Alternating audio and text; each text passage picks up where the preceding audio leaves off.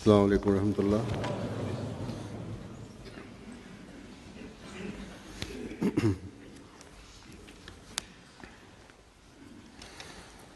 أشهد أن لا إله إلا الله وحده لا شريك له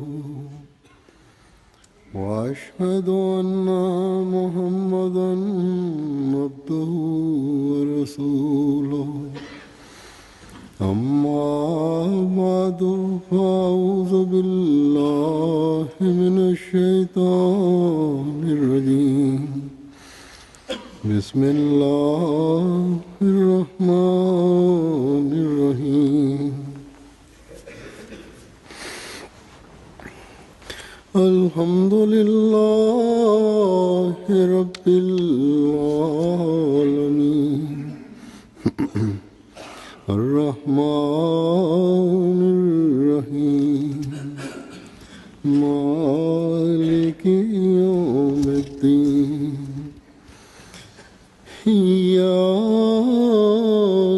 نعبد وإياك نستعين اهدنا الصراط المستقيم صراط الذين أنعمت عليهم غير المغضوب عليهم ولا الضالين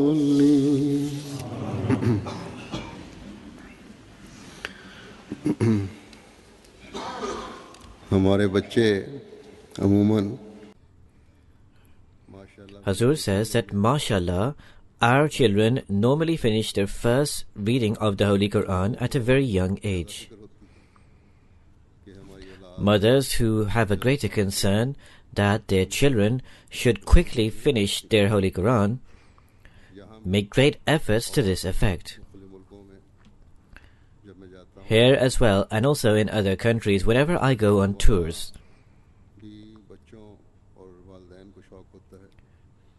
children and parents are most eager that their children should recite the Holy Quran before me and the Ameen ceremony should be conducted. However, I have noticed that once the Holy Quran has been completed the first time, to instill the habit in the children of continuously repeating and revising and reciting it, there is not much concern or efforts in this way.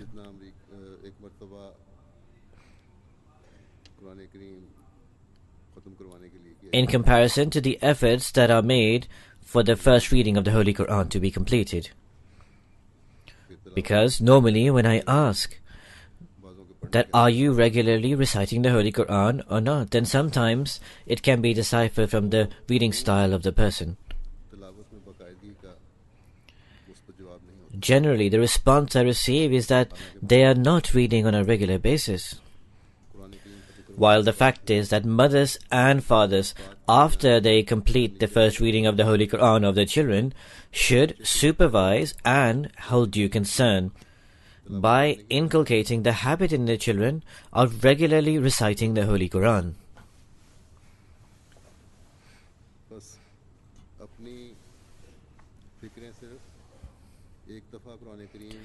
Therefore, your concern should not be limited to having the first reading of the Quran finished only.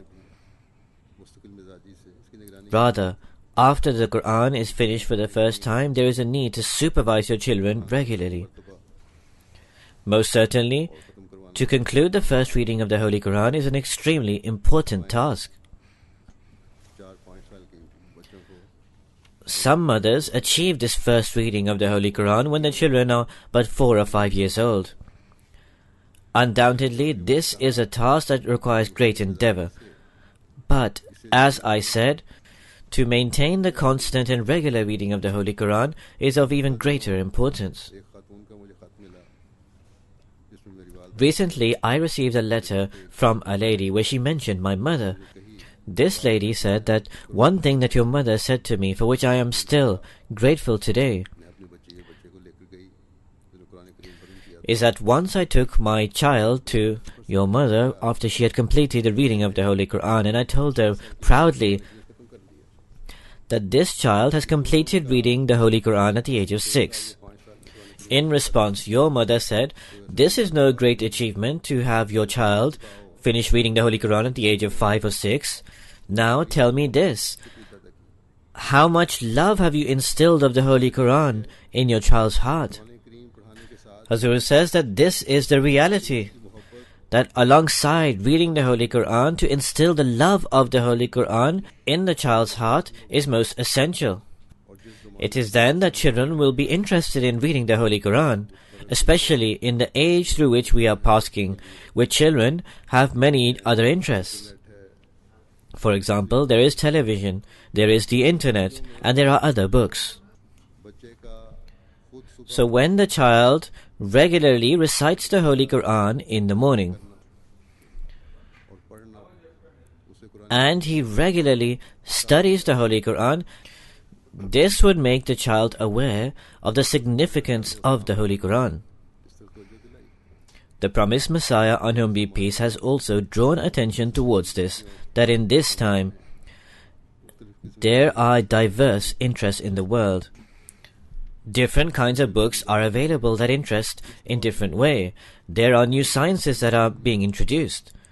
In such times, the reading of the Holy Quran becomes of even greater significance, and we need to draw our attention towards this. Hazur says, in short, we need to give immense heed towards reading and reciting the Holy Quran. Love of the Holy Quran will be instilled in the hearts of children when parents themselves read and recite the Holy Quran. When parents themselves reflect and meditate upon the Holy Quran and they make this a habit. When parents give inclination and heed towards reading the Holy Quran. When from every home after the morning prayer, or if nowadays due to the winter the Fajr prayer being late, somebody having to leave for work early, in such a case, if before the Fajr prayer he regularly recites the Holy Quran, then that house, due to this recitation of the Holy Quran, will be filled with blessings, and the child will also be inclined towards this. The children will follow those acts of goodness and piety that are to be found in a mu'min, a true believer. Subsequently, as the child grows up, progressively, the love and honor of the Holy Quran will increase in the child's heart. Then every single one of us will witness that if the Holy Quran is being read regularly and with due diligence and meditation, husband and wives will demonstrate mutual love and affection for the sake of Allah the Almighty within the households. Consequently, this will make their children into useful members of the Jamaat or the community. In addition, the moral training of the children would be carried out in a most excellent manner. It is this that an Ahmadi needs to strive towards, to make it a part and parcel of his life, and he needs to give due heed and diligence towards this.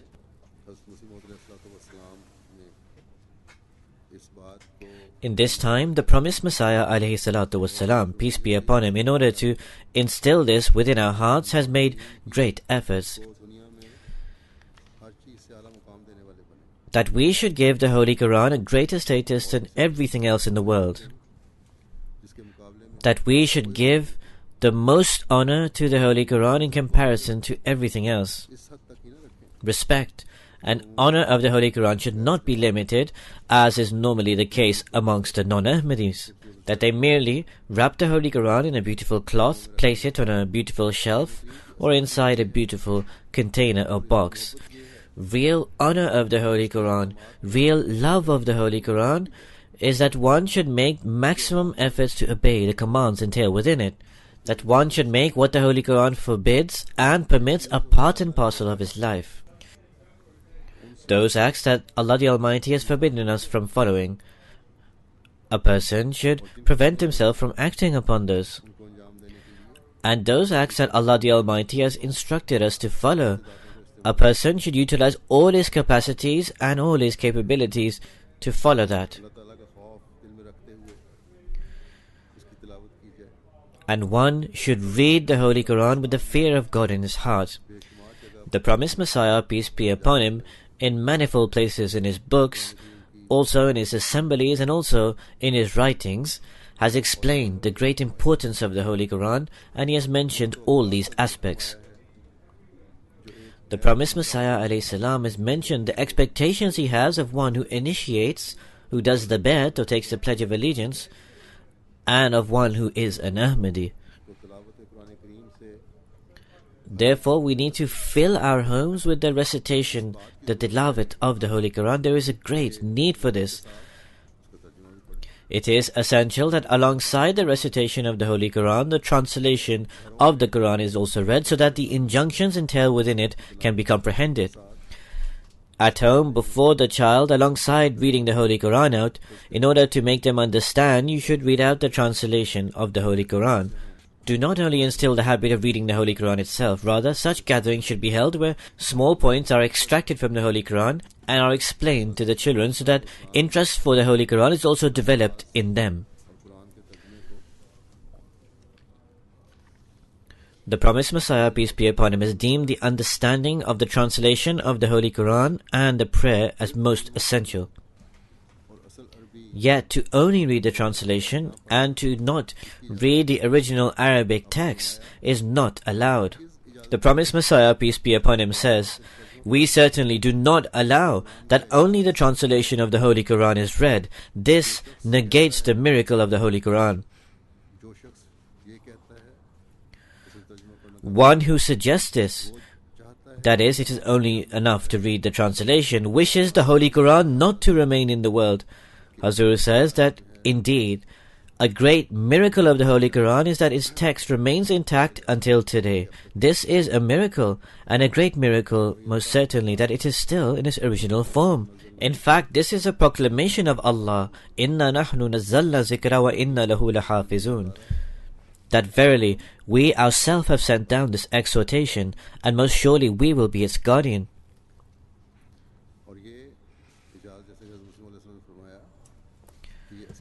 As the promised Messiah, peace be upon him, has explained, that this is a miracle that the Holy Quran continues in its original Arabic text form until today. Even the fiercest critics of Islam, the most major opponents of Islam, they even are forced to admit that the Holy Quran is still preserved in its original and true form until today. If we were to only rely on translations, then we would see that the translations are most diverse. When our translation is presented to the world, then they admit that this translation of yours is completely different from other, because non-Ahmadis have not translated the Quran correctly. There is a priest who is a prominent detractor of Islam from America. He obtained various translations of the Holy Quran. He did not look at the Arabic original text. Based on those translations, he said that Islam and the Holy Quran say this and that. When we sent him our Quranic commentary, he did not respond. And after much following up, all he said was the following: that the translations that I received, they were written by Muslims. In any case, it is the promised Messiah, peace be upon him, alone, who even in the translation of the Holy Quran has brought us near to the original Arabic text and has elucidated to us its true meanings and inner depths.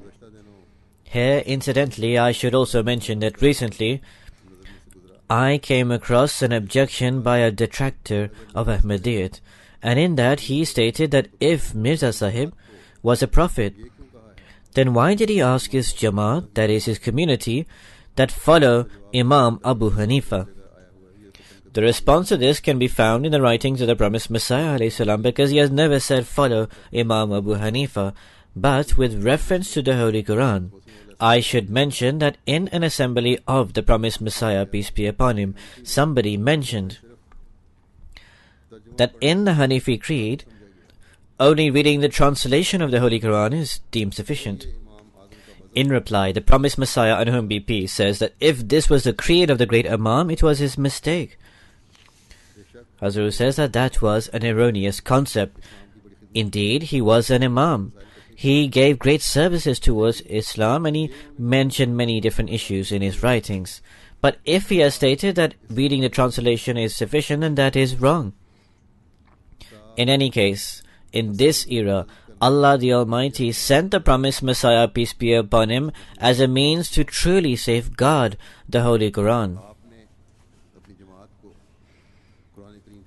The promised Messiah alayhi salatu wasalam advised his community to understand, comprehend and love the Holy Quran in manifold places.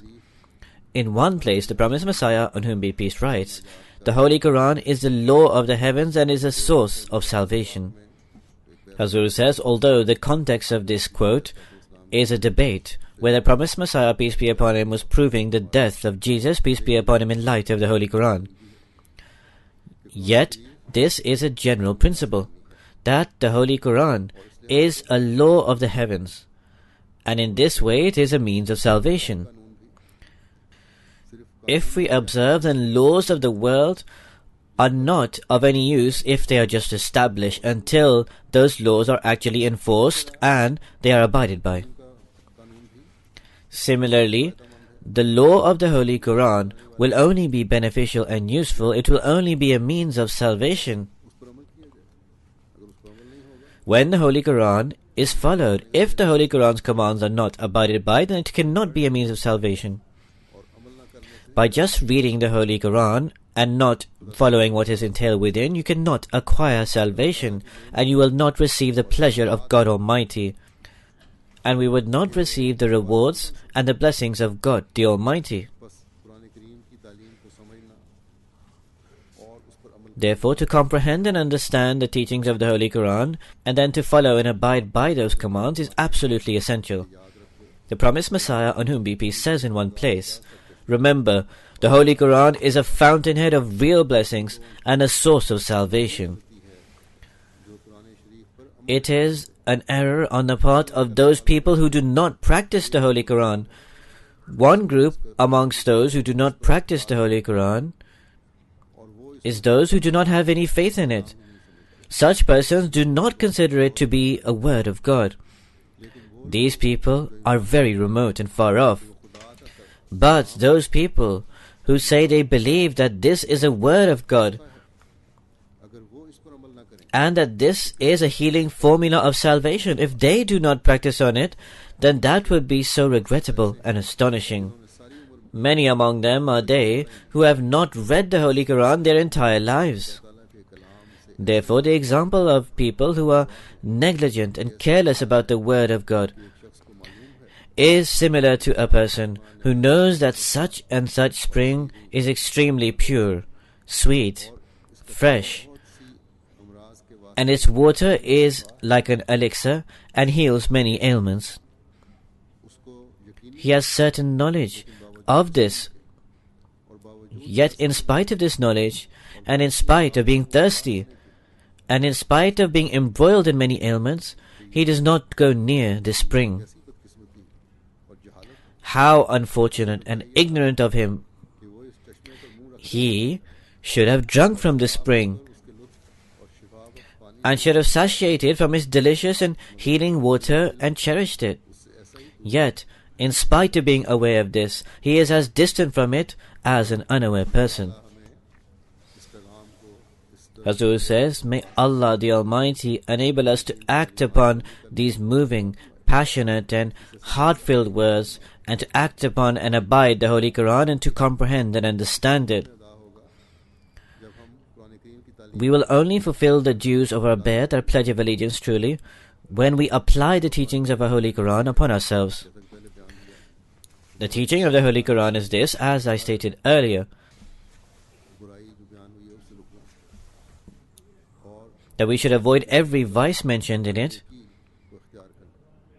and every pious act that is entailed therein we should strive to act upon, and we need to make every effort to follow that.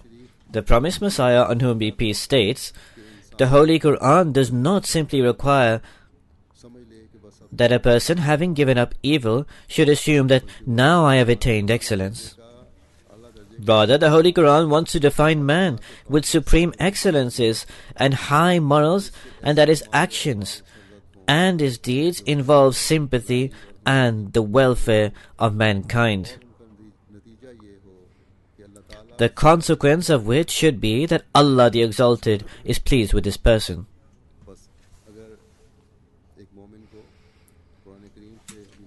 Therefore, if a mu'min, a believer, truly loves the Holy Quran, then he strives to attain such a standard himself, and he does reach such a standard. And he also makes efforts to take his children to that standard and that level. As the promised Messiah, peace be upon him, has explained, avoiding evil and bad acts is no achievement. That is, to prevent yourself from carrying out any bad act, that is no great form of excellence. That should not be our aim.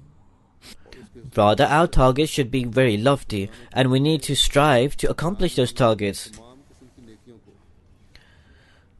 All the virtues that are mentioned within the Holy Quran, we need to apply upon ourselves. When every man, woman and child makes efforts to this effect, then a pure society will be established. Such a society will be established which Islam desires to form. And will silence those who raise objections against Islam regularly.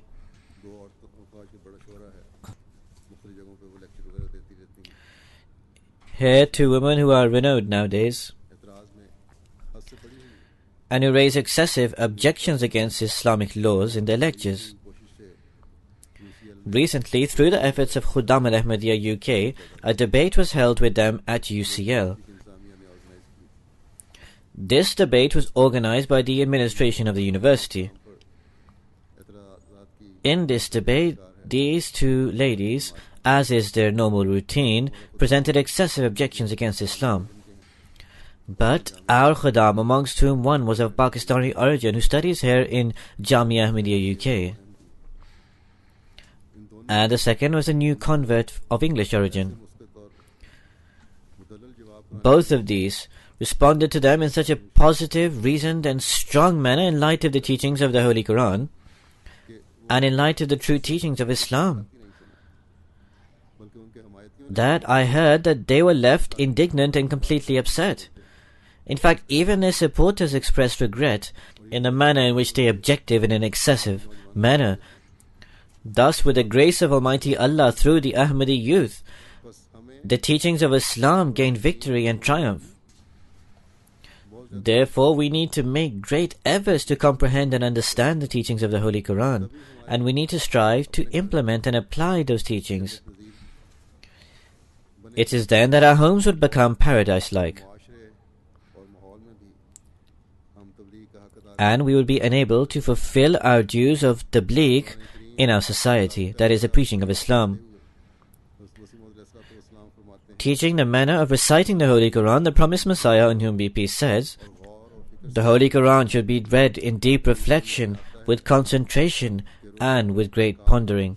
It is mentioned in the hadith, Robba Qari Yalanul Quran.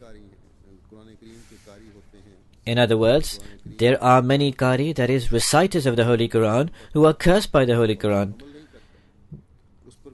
The Holy Quran curses the person who reads the Quran but does not practice on it. When one comes across a verse donating blessings while reciting the Quran, blessings should be sought from Allah the Exalted at that juncture. Where torment on people is mentioned in the Holy Quran, entreaty should be made to God for His refuge from His torment. And it should be read with care and concentration and with deep reflection, and it should be acted upon. Hazur says that this state can only be developed when the importance of the Holy Quran is understood, and you develop a special connection with the Holy Quran. Thus, we need to instill this importance and special connection for the Holy Quran within our hearts. Regarding the excuse of some people who state that the Holy Quran is extremely difficult to understand. The promised Messiah, on whom be peace, explains that some foolish people say that we cannot understand or comprehend the Holy Quran, and this is why you should not give attention towards it, because it is difficult. This is their mistake. The Holy Quran has elucidated matters of faith with such eloquence that is peerless and matchless. The arguments provided in the Holy Quran influence the hearts.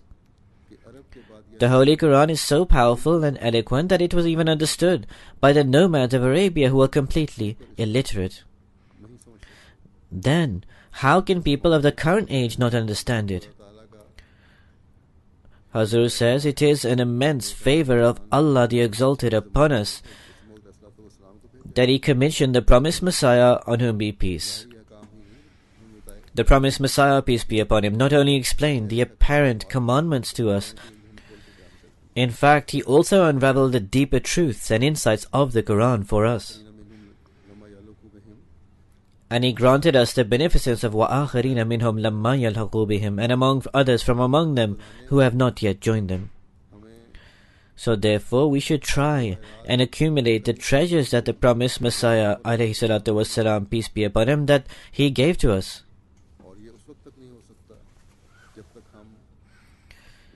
This can only occur when we truly love the Holy Quran. There are many people in the world who are outside of this Jamaat amongst the Muslims, who are excellent reciters of the Holy Quran. They receive awards for this, and they have cassettes which are circulated all over the world. But there are also amongst them who are excellent reciters of the Holy Quran, but do not know about the inner depths and meanings of the Holy Quran, including senior religious scholars. For this reason, the issue of the abrogation of the verses of the Holy Quran has continued for a long time. Even now they do not comprehend certain verses of the Holy Quran, including the issue surrounding the death of Jesus, peace be upon him, mentioned in the Quran. In any case, they are unaware and ignorant of the true meanings of the Holy Quran. Regarding this, there is an alarming and frightening hadith related by Abbas bin Muttalib, who said that I heard the Holy Prophet, peace and blessings of Allah be upon him, state that time is going to come when there will be the reciters of the Holy Quran such who will boast that there is no bigger reciter of the Holy Quran than them, and there is no bigger scholar than them. The Holy Prophet ﷺ inquired from the companions that, do you find anything good amongst such people? The companions replied that absolutely not. The Prophet, peace and blessings of Allah be upon him, responded, these people will be from among you and from this ummah, this Muslim community, but they will be the fuel of the fire of hell. Hazur says, therefore the true means of attaining Allah's blessings, the true means of nearness to Allah the Almighty, and of saving oneself from the fire of hell, is to understand the teachings of the Holy Quran with humbleness and humility, and to implement it. It is not to make a worldly living out of it, but rather to love it truly. Today, it is the duty of every single Ahmadi to pay heed towards this and to acquire this. The promised Messiah, alayhi salatu wasalam, peace be upon him, says in one place, be alert. Hazur says, this is mentioned in Kishtiyanu, our teaching, that be alert and do not take a single step contrary to divine teaching and the guidance of the Holy Quran. I tell you truly that any person who obeys the least one of the 700 commands of the Holy Quran shuts upon him the door of salvation. The ways of true and perfect salvation have been opened by the Holy Quran, and all the rest is its reflection. Therefore, study the Holy Quran with care and hold it very dear with a love that you have not for anything else. Because as God Almighty addressed me saying, Al-khayru kulluhu fil Quran, that all good is contained in the Quran. This is entirely true. Those people are to be pitied who prefer anything to the Holy Quran. The fountainhead of all your prosperity and salvation is the Holy Quran. There is no religious need of yours which is not fulfilled by the Holy Quran. On the day of judgment, the Holy Quran will confirm or deny your faith. There is no other book under heaven beside the Holy Quran which can furnish you with salvation and guidance. God has been very favorable and beneficent towards you, that He has bestowed a book like the Holy Quran upon you. I tell you truly that if the book that is recited to you had been recited to the Christians, they would not have perished. If this bounty of guidance, which has been bestowed upon you, had been bestowed upon the Jews in place of the Torah, some of their sects would not have denied the Day of Judgment. Therefore, value this favor that has been bestowed upon you. It is a very dear and beautiful favor. It is a great wealth. If the Quran had not been revealed, the whole world would have been left like a dirty lump of flesh. The Quran is the book in contrast to which all other guidance amounts to nothing. Then the promised Messiah, on whom be peace, states that an important teaching for you is that do not leave the Holy Quran, because your life is in the Holy Quran. Those people who give honor to the Holy Quran will be given honor in the heavens. Those people who give precedence to the Holy Quran over every statement and hadith will be given precedence in the heavens. Now, for humankind upon the earth, there is no book but the Holy Quran. And for all children of Adam, there is no prophet or intercessor but the Holy Prophet, peace and blessings of Allah be upon him. So therefore strive to inculcate true love with this great Prophet, and do not hold superior anyone else over this messenger of Allah, so that salvation can be destined for you in the heavens. Remember, salvation is not something that will manifest after death. Rather, true salvation is that which shows its light in this very life. Who is granted salvation? Salvation is given to one who believes that Allah is true and that Muhammad, peace and blessings of Allah be upon him, is an intercessor between God and the rest of creation, and who believes that under the heavens there is no messenger equal to this messenger, and that under the heavens there is no book equal to the Holy Quran on the earth. Allah did not desire for any person that he should remain alive forever, but God willed for this esteemed Prophet to have eternal life, and in order to facilitate this, God has laid the foundation for his spiritual beneficence to remain until the Day of Judgment. Hazur says, in other words, the law, the shariat of the Holy Prophet ﷺ and the spiritual beneficence of him will remain until the end of time. And then he continues that finally, through his spiritual beneficence, the promised Messiah was sent to this world.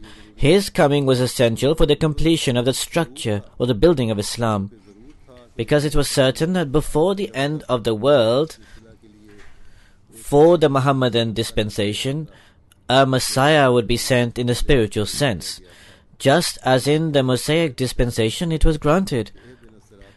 This is indicated in the verse, اهدنا الصراط المستقيم صراط الذين أنعمت عليهم. Guide us in the right path, the path of those on whom Thou hast bestowed Thy blessings. Hazur says that may Allah make it so that we, our children, and our future generations, whoever comes until the Day of Judgment, who are going to accept the Messiah of Muhammad, that they hold true love for the Holy Quran, and that they apply it and practice it in their lives, and that at every moment they continue to attain blessings from His beneficence.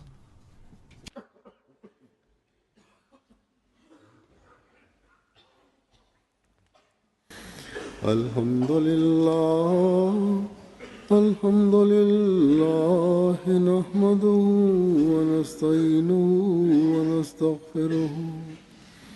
ونؤمن به ونتوكل عليه ونعوذ بالله من شرور أنفسنا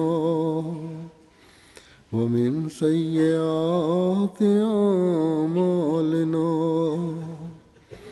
من يهده الله فلا مضل له ومن يضلله فلا هادي له ونشهد أن لا إله إلا الله ونشهد أن محمدا عبده ورسوله عباد الله رحمكم الله إن الله يأمر بالعدل والإحسان وإيتاء ذي القربى وينهى عن الفحشاء والمنكر والبغي يعظكم لعلكم تذكرون اذكروا الله يذكركم وادعوه يستجب لكم ولذكر الله أكبر